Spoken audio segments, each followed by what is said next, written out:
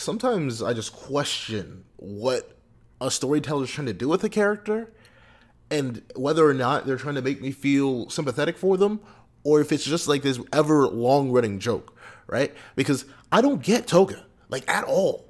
And honestly, at this rate, I don't think Horikoshi does either.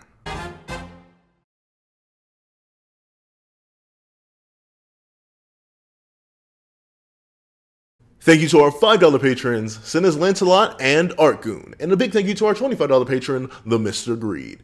Now, before we have this breakdown of chapter 348 of My Hero Academia, please do me a favor, leave your own thoughts on the chapter in the comment section down below. Leave a like and subscribe if you haven't already. Also, make sure you hit that little notification bell so you don't miss out on any videos that come to the channel. Also, please, I got a Patreon down below where you can support me for as low as $1 a month. Any support would be appreciated. Now, before we hop into the video itself, let's actually go over last week's poll.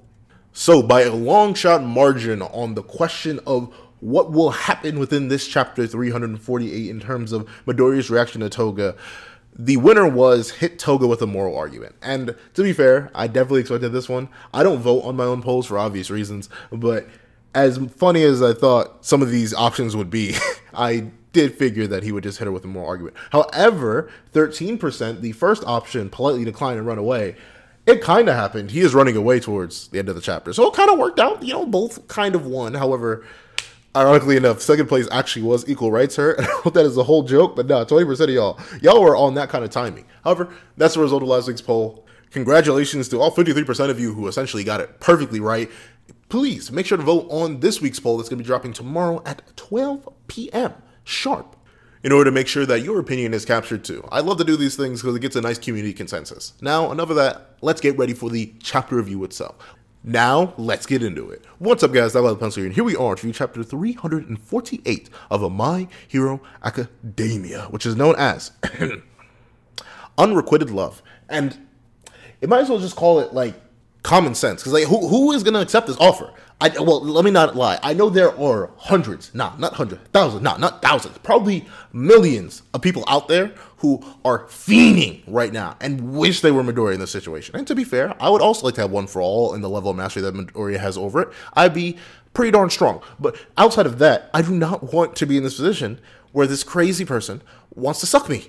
And not in the good way. So, like, there's nothing to gain from this. So I don't really get it, but hey, Unrequited Love. Let's hop right into the chapter itself. So you open up, and I really do, like, Horikoshi, at times, he's not an author. He's not an author that consistently, like, gets me to laugh, but I love the detail he goes into in this first page.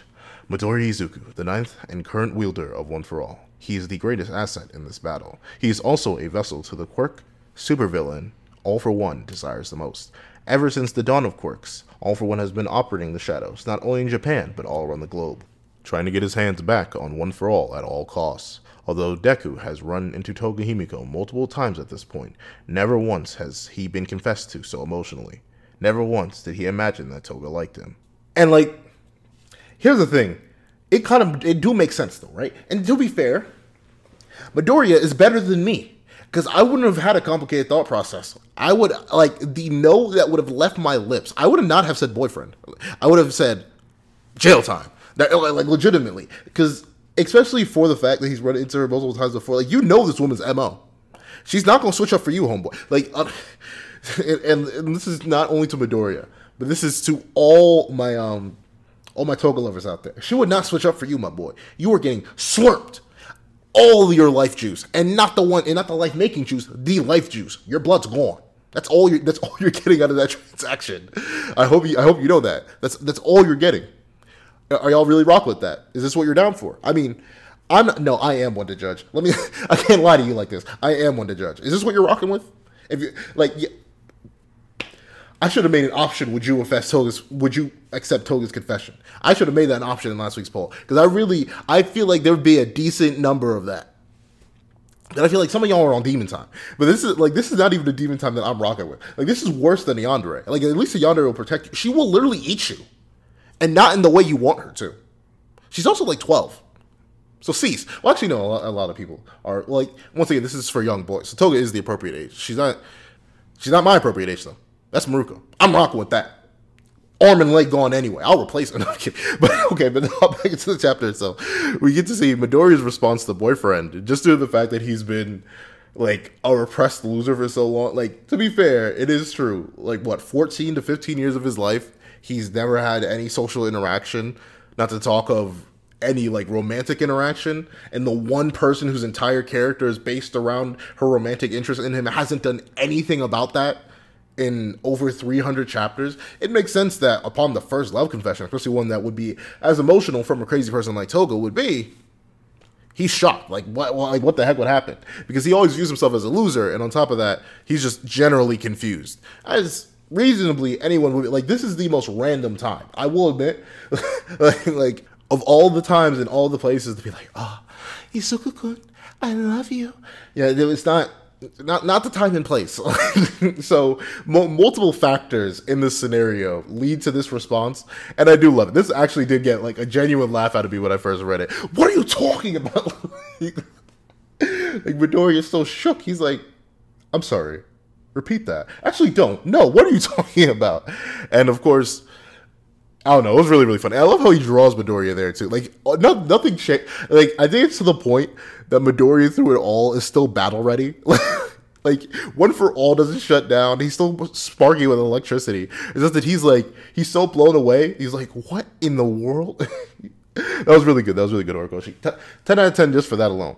And of course, we get to see Toga be like, I've loved you ever since we first met. You were so beaten up.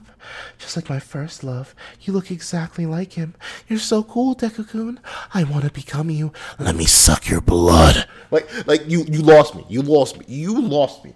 And, like, no, to be fair, you lost me at you were so beaten up. Like, I am not rocking with, I like a person who pushes me to better myself, right? Like someone who loves it when I always strive to be better. Like, say I'm going to the gym every day and someone's supporting me through that, and I come back tired and drained and they're willing to support me through that. That's great. I'm having a rough time at work. I come back, or we both have a rough time at work. We come back and we uplift each other. We support each other. That's great. I can rock with that. I'm not rocking with a person whose first thought when they saw me beat, battered, bruised, with every single bone in my body combusted, thinking like, I'm rocking with that. Like,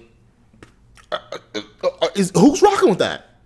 You tell me you're gonna let your bones get broken? Like Toga, like for all my Toga fans, I keep I keep drinking to Toga fans. It's because I'm so far away from it. I gotta stop. But one last one. Y'all rock with that? You gonna let her break your bones and suck your blood? That's what y'all into? That's what y'all into? She ain't sucking it out of the place you are to suck out of her either. She's gonna suck it from the carotid artery. Like she's going to go for all the specific blood pumping parts too. I mean, I bet some of y'all do want her to bite your neck, don't you? Huh? But enough of that. We go in and we get to see, and that is an interesting note. I wonder if that was revealed anywhere and I just forgot, or it was like side material, because a lot of stuff. There's so much stuff that happens in side material that I just don't know about because I don't know.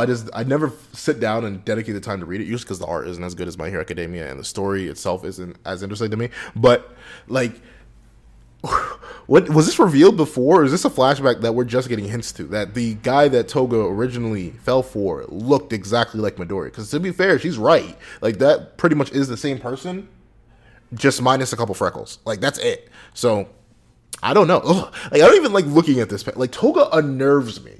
Like that's the thing that messes with me the most. Like forget it. Like you can like who you want. People like Yandere. That's not my thing. But I'll admit I don't clown on people that hard. It's just that Horikoshi himself draws her terrifyingly. Like shout outs to the man as an artist, but that she's literally. I feel bad like describing characters as freaks, but like what is even remotely like. I was looking for something to draw for this chapter, and that image was there, and like I didn't even feel comfortable. Like I legit feel unnerved. So I'm not rocking with it, and I'm glad Midoriya isn't either, because he literally hits her. I love it. He hits her with the moral argument. He's like, "Wait a minute, being a couple is going to an amusement park together and holding hands and sharing crepes, ain't it? Like what kind of like you can get to the sucking later. We don't open with that." And of course, like the thing is. I'm not saying this would have been the perfect time, right? But especially considering Midoriya is retreating at the end of this chapter. Like, why not just do it? Not, like, Horikoshi, I mean, maybe you're saving it for later, because I'm assuming what's going to happen, right, is that all the different factions of the war, like Endeavor's team is going to take down the main All for One body. The island team is going to take down the entire whole island team of villains. They're going to beat all of them. And then everyone's going to converge on Shigaraki, because Shigaraki is just going to be too unstoppable, right? It's going to be a whole big collab team effort, bada bing, bada boom, they're all going to jump him. But, like, legitimately, Uraraka, you're shaking right now, because you're literally, like, in front of you is being offered the man of your dreams. Your character arc is right here. The conclusion of your character arc stands before you 2 times over. And one half of your character arc. See, I don't even like that half of her character arc. To me, I don't like either halves of her character arc. I just realized I like nothing that has to do with modern Uraraka now. She lost me post Sports Festival. That is depressing. But regardless, both halves of your arc are standing right here, and one half of your arc is trying to help you conclude the other half. But instead of taking the opportunity, diving in, like, we're already in a rough scenario. Who knows? Midoriya may die right here, right now. He could use the extra motivation. Well, not right here, right now. But reasonably, Midoriya should be equal rightsing her to the next dimension. But hey, that's not happening right now. So while he's giving this moral argument, giving exactly what you want to hear, why don't you be like, well, if you're offering that, she's nuts. She wants to suck your blood, but I want to suck something else. So if you could, gotta stop. But I can't laugh at my own jokes. That's sad.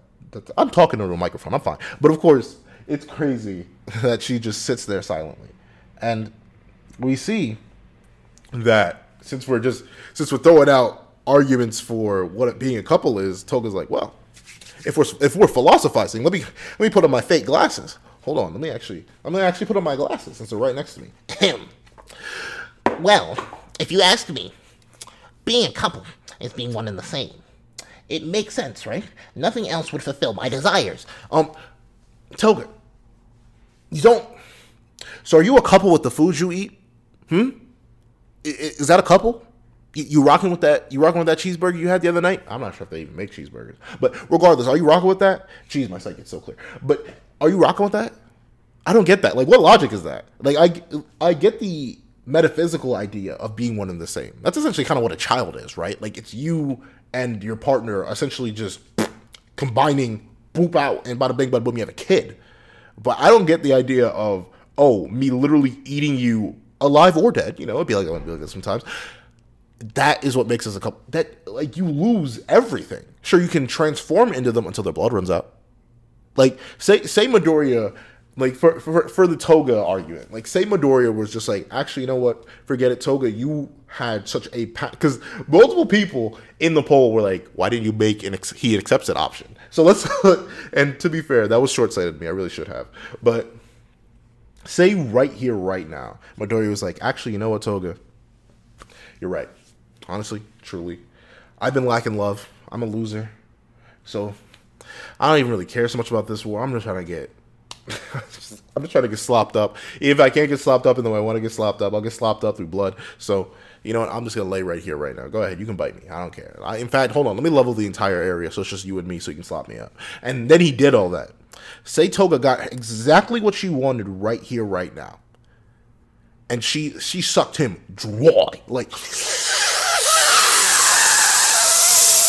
super suction. Like, that level of suction. I'm sorry.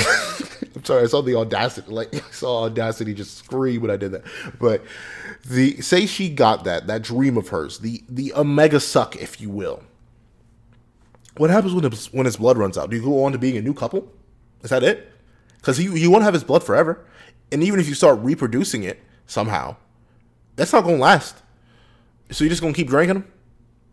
He's not going to look battered and beat up for you anymore unless you keep his corpse, which is going to rot. Unless you're into rot. You know what? Toga literally probably is into that. I'm not going to say the word because I think I'll get banned for it. But, like, you know what I'm talking about. She may be rocking with the dead. Toga may have seen Coco and went a little loco, if you know what I'm saying. Like, she may be on that side of the, I'm not even sure what you would call that side of the jail cell. But in terms of that, if that's the case, I don't get that. Like, would she have drank and eaten her original lover and just been like, if we made the utilitarian sacrifice that we needed to, right? We made the utilitarian sacrifice and made it so that that original dude that she saw beat up became her drink package. Would we just not have a Toga? Is that it? Or would she reasonably let... I don't know. Like, how long does a body last? I'm not sure. But I'm pretty sure if you leave a body in open air, it's going to decay at least within 3 years. And so if that's the case, she's going to always need to do...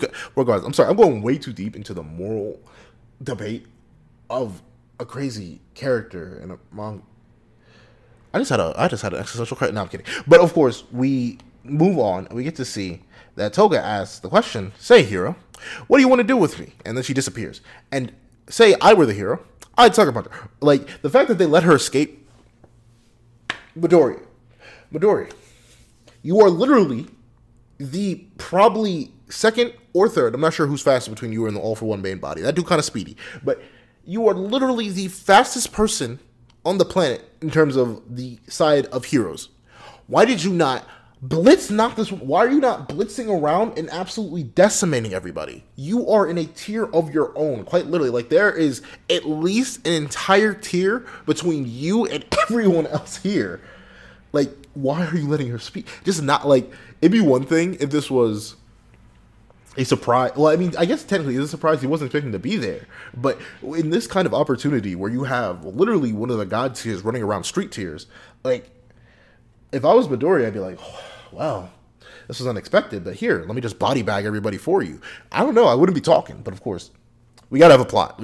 That's the concession I have to make. We must have plot. And of course, we get to see that Uraraka is shocked that she's asking the same question, because she was asked that question before. And then she let Toga get away. So we get to see that Midoriya is once again noticing that she's able to hide her presence. Essentially the same thing Toga did back in the license exam, but he didn't know it was Toga at the time. So she's there, but not there at all. And once again, as mentioned last chapter, due to the purity of Toga's love. That's the stupidest excuse ever. I still can't get over that. Never let Midoriya's mom attack him, ever. But regardless, we see that due to the purity of her love and the fact that she can visibly hide her presence, she's essentially an entire dead ringer to Midoriya, right? Like, Midoriya cannot feasibly get in contact with her in any way, shape, or form. He does not have her LinkedIn, unfortunately. He cannot check on her awareness. Awareness. But of course, we get to see that Midoriya has an answer, right? Like, in comparison to the question she just asked, and on top of the ideals that he's held in comparison to becoming someone else, he's like, hey, I wanted to become like All Might too. I understand the feeling of wanting to be like someone very, very well. He was literally my entire personality and still is at least a good solid 75%. So I get how it can fill you up, it can take you over, but you gotta have control. I don't really think I could ever be rocking with someone like you, because I don't really rock with hurting people like that. Or no, hurting people that he cares about. And I will admit, I like that. I like how Midoriya is honest. He doesn't. That is another good subtle note by Horikoshi. And who knows, it may change to the official translation. But that is some good subtle wording by Horikoshi. He's like, hurting people I care about. If I don't care about you, though, I'll mollywop you. That's no problem. That is good. Even if he's not rocking with the execution, I can definitely give Midoriya points for at least being honest with the idea that, yes, I will slobber knock a few people if a need be. He's at least honest with them.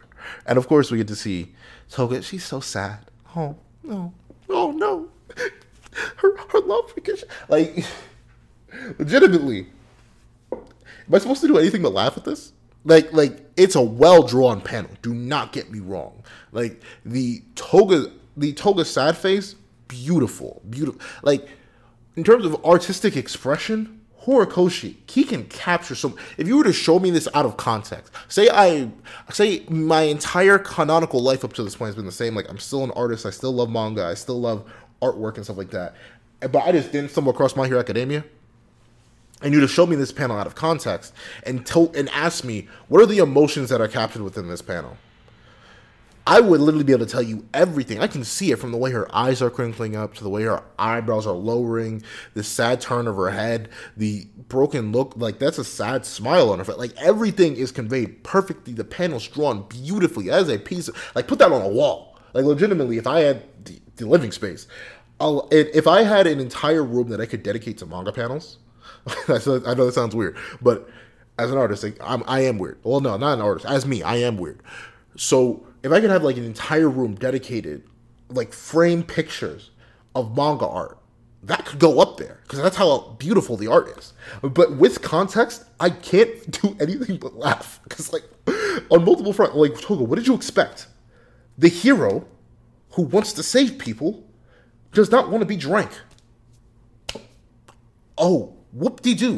He doesn't want to be the boyfriend to someone who is legitimately insane and just made a threat on his life. Twice. More than twice, honestly, but let's refrain from that. In what universe? Because we know Toga does have cognitive thought. Like, this is the thing. We know she can think. She's not beyond human comprehension. So in what world did you expect that? What did you think was going to happen?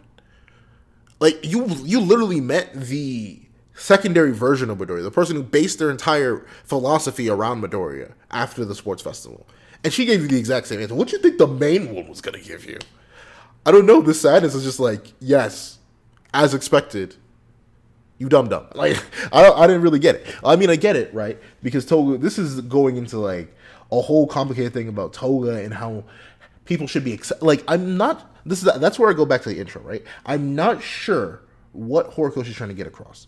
Because notably, I thought his message with our essentially main villain trio, right? Our Toga, our Dabi, and our Shigaraki, is that we have to stop them by any means necessary, including ending them, but we must fix the system so that this never happens again. However, I feel like Horikoshi's trying to like have his cake and eat it too. Like, he doesn't want to just say we need to fix the system so this can never happen again, but we also need to save the current victims of the system, even though the current victims of the system are so far gone. Like there's Gon, and then there's Jing. They're Jing. Like, they're not even in the same continent anymore. They traveled to the Dark Continent. They're on a completely different area than our current cast.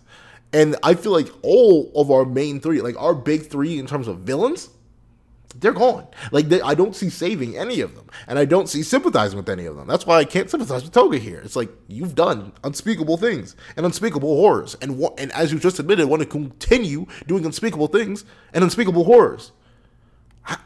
How am I supposed to trust you? How am I supposed to want to help you if you obviously do not want to help yourself? It's the Twice thing all over again. Like, I remember everyone was so sad for Twice's death, but I was sitting there like, and that wasn't just me as a Hawks fan speaking. That was just me as a thinking person. I was like, Hawks has offered him multiple times to just surrender, chill out, and leave. He didn't want to do that. And at the same time, he's a threat to a very large group of people. Sometimes you gotta do what you gotta do, and this seems like a case of what you gotta do, but at the same time, it seems like Horikoshi is like, oh well, you gotta do what you gotta do, but at the same time, not really. We need to still save. I don't know. It's strange to me, essentially. This is such a short chapter, but I'm going on for so long. But of course, we get to see. Actually, is it even that short? Hold on, let me watch my mouth. This thing is not that short. It has a double spread in it too. So I'm sorry, Horikoshi. I take that back. But of course, we get to see that. We see that Toga is essentially saddened by the idea that you have to face the consequences of your actions. Like you have to face the consequences of your actions. How unfortunate! You killed people. You need to go to jail for that. Oh no! How shocking! Ooh, the people I love don't love me back because I want to kill them. Like, is this not a joke? Is this not like a literal living, breathing, walking joke? Because, like, how am I supposed to feel bad for a character that does not want to take responsibility for their own actions? I just don't get it. I don't get it. And, like, here's the thing, right? We get this really sad close-up of her eyes, which isn't as good as drawn as the previous panel. But then we get this whole dialogue, right? And let me get on the Toga voice. Deku-kun and Ojiko-chan are both the same, huh? Just like Mama and Papa. You all think that only heroes and those they save are valued as people. The rest don't even matter to you. But, like, eeny, meeny, miny, mo. Catch the logic by the toe. If it, how did I let it go? Because, like, what is she talking about? Like, Toga, you kill people. What do you mean? Yes! They have to save people from you. Because you slaughtered, like... I just gotta be nuts, right? Like, I have to be missing the point. I'm gonna look up Toga analysis. I need to. Please, if you have any good Toga, like, here's the thing. Uraka fans have fought for Uraka. I reacted to one of those videos. I'm still mixed on the character. I thought the character's pretty bad. Just because nothing's happened with the character. And nothing, as this chapter proves, nothing will happen with the character anytime soon. Unless next chapter pops off. Which, if it does, I'll shut my mouth and I'll go pack my bags and I'll go. I ain't deleting the channel. Channel's too much work. Now, but the thing is, I will readily admit, I can look at angles and, like, put me in a sparring match. I can defend Uraka. I really can. I'd have to go into, like, a whole diatribe on shonen narratives and the history of female. Like, there would be a lot of I'd have to do there, but I could do it. I can't defend Toga. Like if you were to put me on the stand, and told me, that guy with the pencil, to defend Toga and explain her character, I couldn't. I legitimately couldn't, because the statement that is made here, and I can't even blame the unofficial translation on this. I don't think there's any way you could write this statement and keep the same idea and actually defend. Like, there's nothing here. You all think that only heroes and those they save are valued as people. The rest don't even matter to you. Said by a person who literally killed somebody so they could have a conversation. She killed and drank an old lady because she wanted to have a conversation. You know what she could have done? She could have just went up to Uraraka and been like, hey, let's have a philosophical discussion. No, she went out of your way to kill. So her life doesn't matter then. Like, what does value constitute in Toga's mind? Because, like, once again, to be fair, Spinner's messed up too. But it'd be one thing if Spinner was making this argument, right? Because at least as far as I know, outside of being an accomplice, he hasn't actually gone out there and done that much. Like, he was radicalized by Stain, and he's currently being used as a symbol for Shigaraki, for the mass murderer. But he himself hasn't committed mass acts of harm to other people. And he doesn't even want that. His goal was just to make it so that people like him would not be discriminated against. That's a healthy, reasonable goal. What is Toga's message? Like, even Dabi, and notably, I've clowned on Dabi before, I will clown on him again, and I will always clown on Dabi, unless a miracle happens and Horikoshi somehow turns him into a logically functional character that builds off. I'll go into Dabi in his own video. But unless Horikoshi managed to do the impossible with Dabi, I'll even say that Dabi's makes sense too. It's another example of this society being unhealthy and how it needs to be fixed to a degree. I'd say Dabi goes beyond that, and I think Horikoshi made a mistake there. But once again, his own video will be discussing that. But the general message, the general idea of Dabi's story can be applied in the universe and even outside the universe. I get that. I completely see that. It makes sense. What is Toga's message? Actually, what is her message? Because I can't think of it. What is her point? Everyone should have value even though they don't value the lives of others? Like, I don't know. Once you hit a Toga level where you're literally a mass serial killer, I'm not exactly sure that your whole value of people is like, I don't think I can respect your value of people because you don't value people. Heroes and civilians, people who just want to live their lives alongside other people and not kill them. Yeah, I say their lives do matter. They do deserve to be valued as people. And you know what, Toga? I'll give you this. People like you, those people like you, the killers, they deserve to be valued as people too. People need to be stopped. People need to be halted. That's who they need to be valued as. That's what their value is. You need to be stopped. As Trunks would say, you need to be stopped.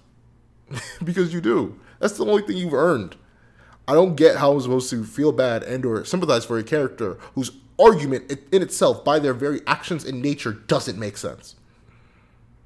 In the context of her, like, in character, it doesn't make sense what she just said and what she's trying to fight for and represent. I don't get it, Horikoshi. You need to pull a miracle out for Toga, too. I'd say you have to pull out a bigger miracle for Toga than you do for Dabi. I'm going to be completely honest. Of course, we get to see that she goes in to strike Midoriya, but Midoriya, despite not having access to Danger Sense, he does have pretty decent cognitive reflexes. Like, let's see. Does she even snare him? Kind of. I think she does get him. No, she doesn't. She doesn't even really grab him because he's still extremely fast, which still makes me wonder. Like, I know he was off guard, but then again, he's more on guard here, I guess. So I'm gonna get over that. I'll let it slide. But of course, we get to see once she misses Midoriya, Uraka lunges in and is like, "Ever since I met you, I just couldn't stop thinking about you. I'm not gonna think of you anymore. I'm through with you." Oh wait, no. Because that's not Uraka saying that. It was, so Uraka lunges in and says, "Wait, Himiko Toga." And then Toga says, "Ever since I met you, I couldn't stop thinking about you. I'm not going to think of you anymore. I'm through with you. I only thought about Deku-kun, but now I don't care anymore. Uraka-san, if the world did nothing but reject me, then I'm entitled to do the same."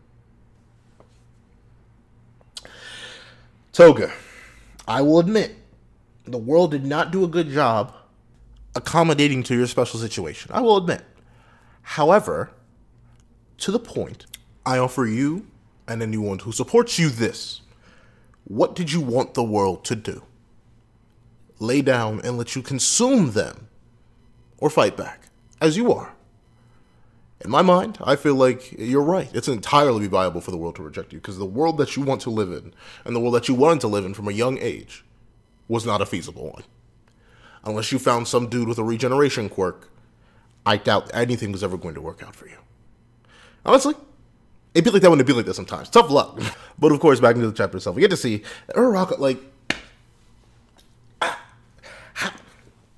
this is endgame. This is endgame, Horikoshi. Like I'm not even gonna attack Uraka for this. I'm gonna skip the character and go straight to the writer. Why? Like, this is her final villain.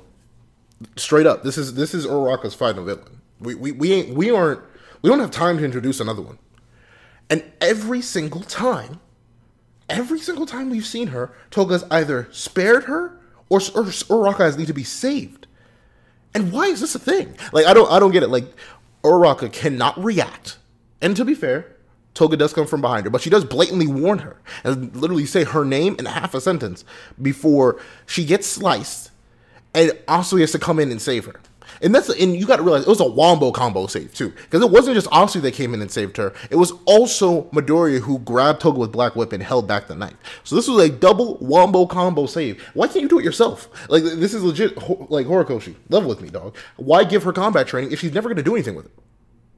She's either going to make a show out of nothing.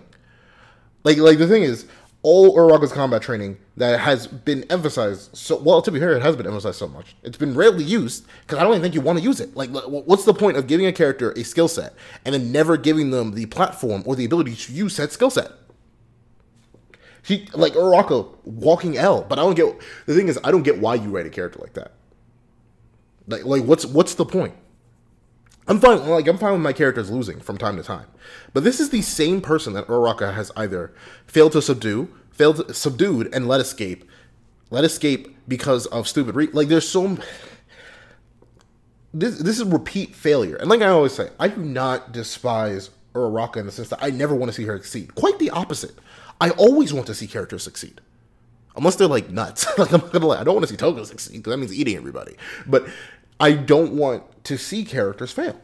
Characters that especially are having multiple run-ins with the same character. So the fact that Uraraka has to be saved again, it's like, what's especially with what's said later on in the chapter, like, what is the point? Like, with Midoriya leaving, is Uraraka going to be okay? Like, this is a genuine question. Asui has to cover her now, because Uraraka can't do anything on her own. And why? This is... Like, notably, I'm a big believer in, like, the whole self-sufficiency argument, right? Like, if you want to have a character feel valued in a narrative, you have to make them to some degree self-sufficient. You can have team fights, you can have jumping scenarios. In fact, I love jumping scenarios. I'm not going to lie. One of my favorite aspects of a manga like Jujutsu Kaisen is that people are not afraid to jump people. So I don't know. It's one of the most realistic and hilarious things out there. So I'm fine with people needing to jump. But at the same time, you gotta have some of those solo fights. You gotta give a character something like that. Especially when you go out of their way. Like, I said once and I'll say it again. Uraka is a main level character. A main character status of character, right? Like, you have your main characters, you have your side characters, and then you have your background characters. Uraraka's up there in main tier. She's the main girl of the series. She has more screen time than arguably even Todoroki, who is another main character. She's had multiple times and points within the narrative to actually prove herself. And every single time, like, the possibility has been laid in front of us. A chance has been given to us. Horikoshi's just like, no, like, I'm not going to let her. And I just wonder why. Like, what is keeping the character from success? Like, what is Horikoshi's plan at this point? Because there's no, like, the manga's ending this year. We're in March. He has 9 months, and that's 9 months if he doesn't need a break. 9 months if he doesn't have holiday mandated stuff. And we know Shigaraki versus Midoriya is going to be a big thing. So let's be real. I'd say we're going to seal off at least 3 months of the year to the big final fight. I don't think there's going to be a 5-chapter affair. I don't think it's going to be a month-long affair. It's going to be everyone jumping Shigaraki, I'd assume. So I think it's at least a 2 to 3 month debacle. No, let's be generous. Let's say Shigaraki versus Midoriya, the final conclusion, all their stuff, they're going to wrap it up in 10 chapters. We'll say 2 months. I feel like we're going to at least get 2 to 3 chapters of like post stuff, like recovery. We still have the entire Todoroki thing to take care of too. And that's a multi-character thing, too. That's not just Todoroki and Dabi. That is Todoroki, Dabi, Endeavor. The entire Todoroki family, from Fuyumi, Natsuo, all the way to Rei. Like, that is a whole debacle that we don't even have all the answers to. This is a completed thing on both sides. We know everything about these two characters. We know all their philosophies. We know all their morals. We know everything. We've seen these characters interact numerous times up to this point. We have everything we need for a final, free conclusion for one of these characters that has been lacking throughout the entire narrative to finally step up. But when given a chance to step up, when given a chance to prove herself, consistently failing. When she has, at best, like, being generous, probably 5 chapters to wrap this up. Like, being real, well, if I dedicate each thing to like a month, except I'm gonna have to give full beefy credit to Midoriya versus Shigaraki, because Midoriya versus Shigaraki is not just them. It's one for all versus all for one. It's like there's so much going into that, so much is going to have to go into that. So I sit here and I ask Horikoshi, why? Like, what's holding her back? What are you saving us for? Like, you've been saving us for 348 chapters, though. When was the chapter that Uraka was introduced? What, chapter 2, I think, is the entrance exam? So, chapter 2 or chapter 3, right? Let's just say chapter 3. Let's be generous. You've been saving Uraraka for her big moment for 345 chapters. We've been waiting long enough, I'd say. Other characters have had development. Side characters. Background characters of other characters' main arcs. As much as I love Endeavor, despite the fact that he's my favorite character in the series, I have to admit he is a side character. He was a background character of Todoroki's main arc, and by Todoroki I mean Shoto. Shoto's main arc, Endeavor's a piece of his backstory that managed to grow into his own thing, and I love that. But you have characters like Endeavor, you have characters like Bakugo. Midoriya just recently had even an inch of development himself, so you have a character like Midoriya. You could argue Todoroki, even though I'm iffy on that. You've had Shigaraki, you've had so much time to develop and establish and grow and give other characters moments that when it comes to your main female rep for your series, I wonder, what's the point? Why won't you just hand her something? It doesn't have to be much, but like her dodging the slice, showing how much all of her battles with Toga has led up to this point that she doesn't need to be saved. She can fight for herself. That's it. That's all you need to do. It didn't have to be verbal. You didn't have to do anything extra for it. Just have her dodge. Easy. You've given all the build-up. You've given, I'm not going to fight you on that. I'll fight you on Toga attacking Midoriya, because that doesn't make sense to me. But I won't fight you on Uraka dodging Toga. Given the entire specific circumstances, if she had avoided it, I would have been like, yeah, that's cool. Finally. But no, she needs to be saved. But why? Like, it's just a thing that doesn't make sense to me. At this point, this deep into the narrative. And, like, here's the thing. I ask all Uraraka fans, can you tell me what, like, does this make you happy? Seeing her fail again? Needing to be saved again? Like, what does this do? Like, and to be, like, I won't say I'm an Uraraka fan, but I want to be. That's the thing. I want to see this character succeed.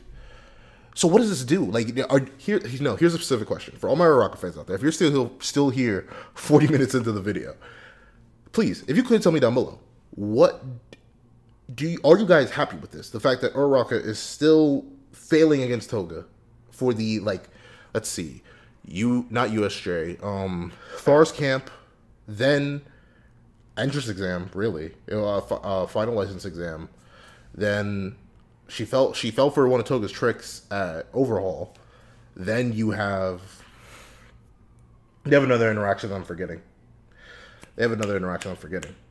But essentially the big ones, not even any of the big. Uraraka has failed every time. Being real, she's failed every time. Toga has either spared her or run away of her own volition. So what does that do? Do y'all like this dynamic? Are y'all rocking with this? Like, this is a genuine question for Uraraka fans. Are you rocking with the fact that Uraraka has failed against Toga every single time?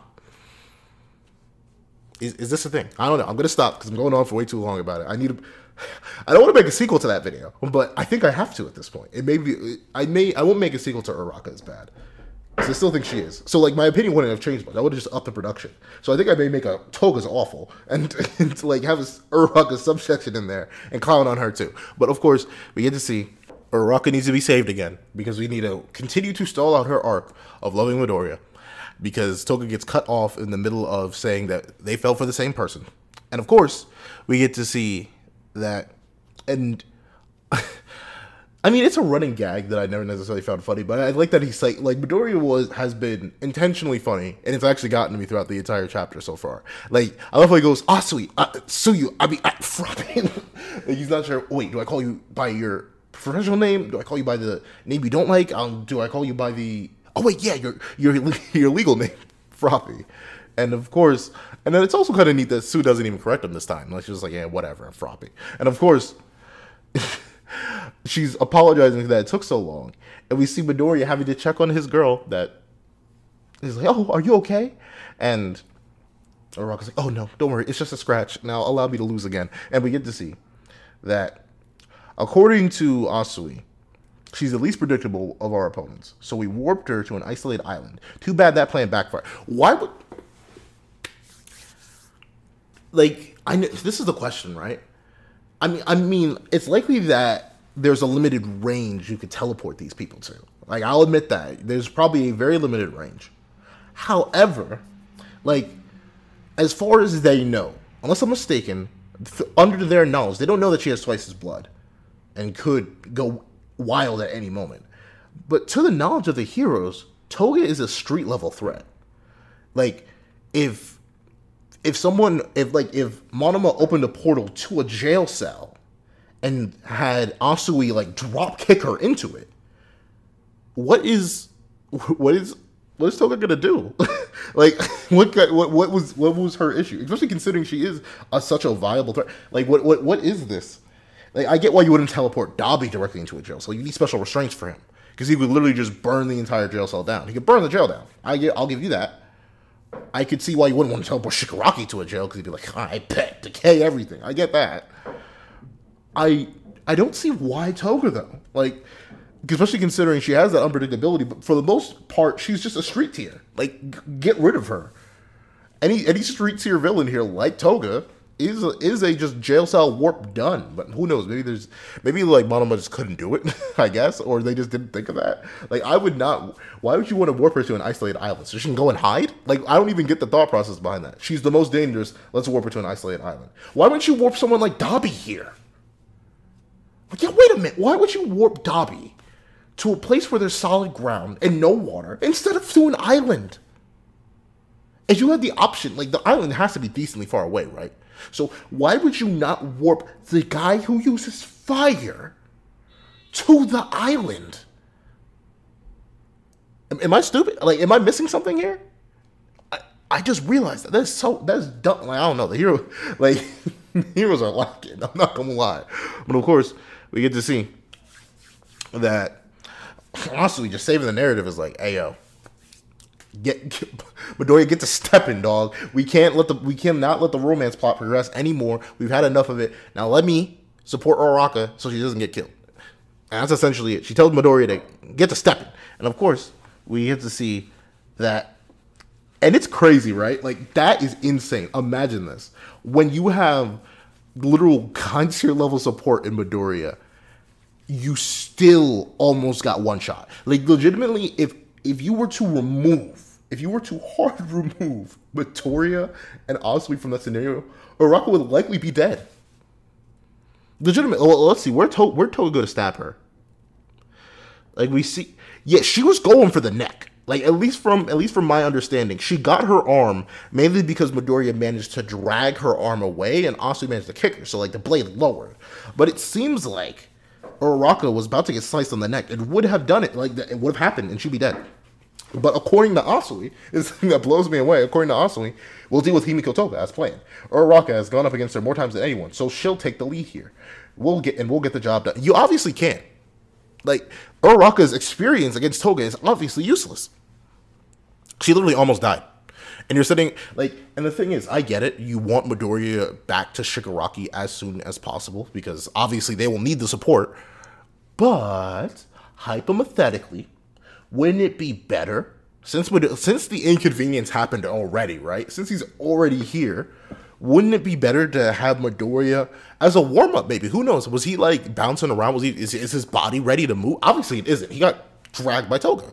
So why don't you just let him use this place as a warm-up session, since he's here already, and absolutely decimate everybody here? Like, why would you waste a resource like that? Sure, it was an accident. It's not something you planned for. But that's like an improvisation made on the spot that would actually help the war, because then you could bring more resources back to the main operation. And considering how fast and strong Midoriya has become, it wouldn't take too long. Like, I'm confident Midoriya could one-shot Moonfish. I'm confident Midoriya could one-shot that Nomu that's floating in the sky and blasting his body parts down. I'm confident that Nomu looks like Solaris. That's what I remember it from. And yes, Sonic 06 Solaris. I don't know why that revelation just came to me, but I had to say it before I forgot. But legitimately, I don't know. I don't really get why you would send him off now. Like, it's already too late. Shigaraki's there. You might as well. I mean, I'm assuming the plan after all this is for the heroes to jump Shigaraki, right? Like, you don't actually plan to let Shigaraki and Midoriya 1v1, right? Like, this is a jump plan. Like, the main plan already was to send some people there to jump Shigaraki. So, you're telling me the plan isn't for everyone to jump Shigaraki in the end once they're done? Like, sure, you would sacrifice some of Midoriya's stamina, but just having the extra people there, having the extra bodies to help stall Shigaraki would be good. I don't know. I'm kind of shocked that they're just sending Midoriya off. But of course, Uraka sends Deku, get Shigaraki. And I wonder what he means here, right? Because notably, when before she says good luck, Midoriya is actually thinking on the proposal, right? He's like, I guess the both of us are kind of weird. And oh, okay. That's a line from, unless I'm mistaken, let me go back to chapter 344. Nope, it is before that. Let me go to chapter 341. Oh, it is after that. Let me go back to chapter 342. Sorry, I'm hopping around. If I'm not mistaken, oh wait, I guess both of us are kind of weird. Wait, did he mess up the quote? Hold on. Let me go to the official translation real quick. Let me hit that up. Did he mess up his own quote? No way. I mean, Midoriya could just be misremembering it, but it'd be actually kind of funny if he did. Let's see. I guess the both of us are kind of weird. I guess both of us are kind of weird. So yeah, I mean, Midoriya just misremembered. He added a word to make it more grammatically correct. Maybe they want to be like that sometimes, but I guess this is Midoriya like sympathizing with Uraka on her want to save Toga. What's wrong with you two? I'm gonna make a whole video on saving villains. I have to. That's it. I'm gonna get that video out as soon as possible because I want general community consensus on this for one, and two, I just need to get it out of my system. But of course, we see Midoriya gets sent off by Uraka, but we see Toga rising up with the floating tooth things. He's like, it's so hard to be me. It's so hard to live being me, even though I'm full of all this. Like, no. Please tell me if you sympathize with Toga, don't get near me. I wish I could say like we can talk about it. No, we can't. No, we can't. Just stay away from me. I'm sorry, but of course, Uraka demands that Midoriya gets it pushing. He gets to step in before things get too serious, and Midoriya actually runs on water, which is pretty cool. I thought he was going to, like, unless I'm mistaken, it would be kind of metal. I mean, it would look stupid. It would look very stupid. But imagine if Midoriya like dashed back onto land, got a running start, and just boom and like leaped into the air, and then just started floating. Like legitimately just went zoom in the direction back to the mainland. That'd be hilarious. Yo, imagine if Midoriya is going the wrong way. I mean, it's doubtful. He probably knows which way to go. But imagine he started running into water. He's just going and going and going, and then like he gets a call on the intercom like, Midoriya, why are you going the wrong way? The mainland's this way. You're headed to America. I don't know. It'd be stupid but fun. But okay. But in actuality, man, I talked about this chapter that's only what? A 13-page long chapter. I talked about it for so long. Mainly because I went into a whole bunch of dynamic stuff. So I won't say too much here. I think the chapter... the thing is, the artwork, once again, as always, because it's Horikoshi-sama, it's amazing. Like, beyond compare, just beautiful top-tier artwork. Beyond belief. The water. Oh my... The water! Oh, there are some accursed things, at least to me. This is me in the sketch artist world, in my very own limited sketch artist world. I'll admit, I'm not that deep into the art community, but for all my artists out there, you know, I feel like we all have this fear. There are two things we fear to draw them. Well, three. It's the second eye, it's hands in general, and it's water. But Horikoshi draws water so beautifully. Oh, how do you do this? Like, what was the training arc between Ogadamakizu and this? I need it. Obviously, it was all My Hero Academia, but still, like the level up, like if you look at chapter 1 Horikoshi to the current Horikoshi, it's just miles upon miles of different. 7 years can do that to you though. 7 years in a rough production schedule can make you do that, but darn, it's just amazing. The artwork is beautiful, and I love the locale. But at the same time, like, since I can't tell, I don't know which direction Horikoshi is taking the narrative, right? Does he want to save Toga? Because if so, that doesn't make sense. But if he doesn't want to save Toga, why waste all this time throwing in these 4 sympathetic moments? Why give her an entire character that, 1, keeps losing to her, and 2, wants to save her? This is just, I don't get what Horikoshi's MO is, so I'm gonna give the chapter a 6. Like, I know that's being mean, this is being very, very mean, but still, I can't isolate. You know, I'll give it a 7 just because I love Midoriya. Like, for rare times, I actually really, really like Midoriya in this chapter, just because of how hilarious he is. How hilarious and slightly introspective he is, and the art's too beautiful for me to like drop it below that. However, those are my thoughts. Please tell me your thoughts in the comment section down below. Thank you so much for watching. Remember to like, share, comment, and subscribe, and make sure you got, well, I forgot my own outro. Thank you so much for watching. Please remember to like, share, comment, and subscribe, and make sure you hit that little notification bell so you don't miss out on any videos that come to the channel. Also do have a Patreon down below where you can support me for as low as $1 a month. Any support would be appreciated. Thank you so much for watching once again, and I hope you guys have a wonderful day. This is Dago the Pencil, writing off.